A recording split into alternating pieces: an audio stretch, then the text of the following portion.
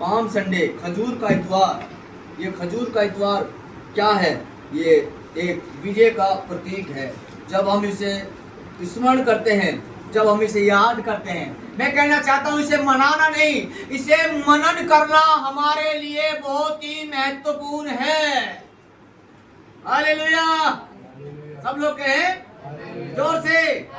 हाँ, इसको मनन करना बहुत जरूरी है।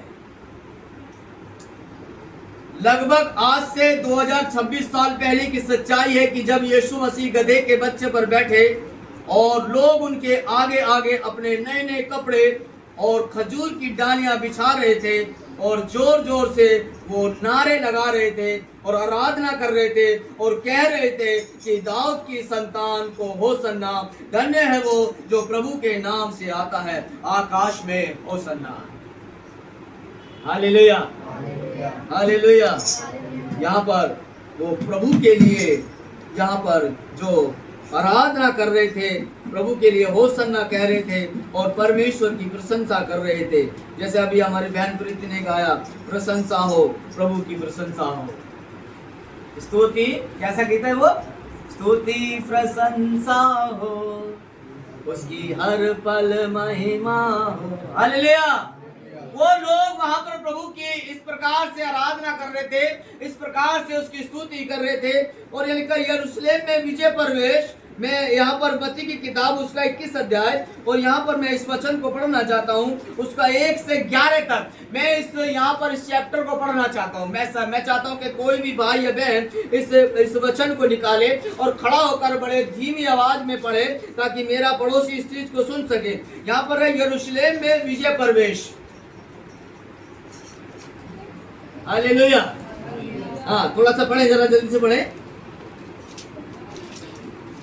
जब वे यरूशलेम के निकट पहुँचे और जैतून पहाड़ पर बैतफगे के पास आए, तो यीशु ने 2 चेलों को ये कहकर भेजा, सामने के गांव में जाओ, वहाँ पहुँचते ही एक गधी बंधी हुई और उसके साथ बच्चा तुम्हें मिलेगा। उन्हें खोलकर मेरे पास ले आओ। यदि तुम में से कोई कुछ कहे तो कहना कि प्रभु को इनका प्रयोजन है, तब तुरंत उन्हें भेज देगा। यह इसलिए हुआ कि जो वचन भविष्यवक्ता के द्वारा कहा गया था वह पूरा हो। सिय्योन की बेटी से कहो, देख तेरा राजा तेरे पास आता है, वह नम्र है और गधे पर बैठा है, वरन लालू के बच्चे पर।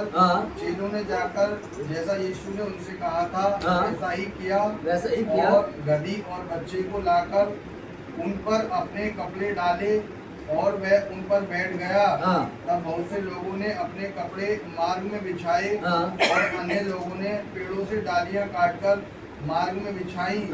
जो भीड़ आगे आगे जाती और पीछे पीछे चली आती थी, पुकार पुकार कर कहती थी, दाऊद की संतान को होसन्ना, धन्य है वह जो प्रभु के नाम से आता है, आकाश में होसन्ना। जब उसने यरूशलेम में प्रवेश किया तो सारे नगर में हलचल मच गई और लोग कहने लगे, यह कौन है? लोगों ने कहा, यह गलील के नासरत का भविष्यवक्ता यीशु है। हालेलुया, जोर से। क्या लिखा है? यरूशलेम में विजय प्रवेश।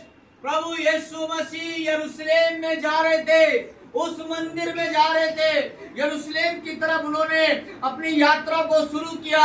और देखिए, मालिका यात्रा करने से पहले प्रभु यीशु मसीह अपने चेलों से कुछ बातों को बता रहे हैं। वहां पर प्रभु यीशु मसीह अपने चेलों से कह रहे हैं कि तुम सामने के गांव में जाओ और वहां पर जब सामने के गांव में जाओगे तो तुम्हें वहां पर एक दृश्य मिलेगा, एक गधी का बच्चा वहां पर बंधा मिलेगा और उसके स्वामी से, उसके मालिक से जाकर कहना है कि इस चीज का हमारे प्रभु को प्रयोजन है।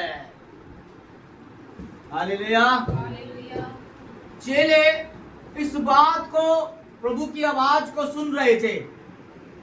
कलीसिया, अगर चर्च के अंदर पासवान, प्रीस्ट, पादरी साहब अगर कोई बात बोलते हैं तो हमारा ये विश्वास होना चाहिए, हमारा ये प्रतीक होना चाहिए, हम उसकी बात पर विचार करें, उसकी बात पर विश्वास करें। चेलों ने प्रभु की बात पर विश्वास किया और उस विश्वास की बात को लेकर वो जब सामने के गांव में जाते हैं, जो दृश्य प्रभु यीशु मसीह ने बताया, उन्होंने स्वयं अपनी आंखों से जाकर उस चीज को देखा।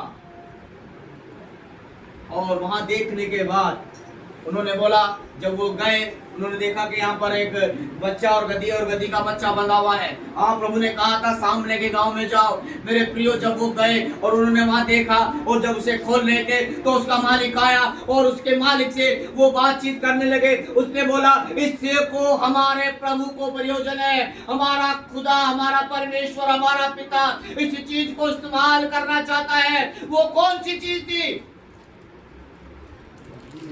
सब लोग बताएं कौन सी थी वो चीज? हाँ, जोर से बोलेंगे। हाँ, गधी का बच्चा। गधा कितना छोटा होता है? गधे को जो गधे के बारे में कुछ विचार कर सकते हैं हम थोड़ा सा। किसको चुना प्रभु ने? गधे के बच्चे को। जोर से बोले। गधे के बच्चे को। गधे के बच्चे।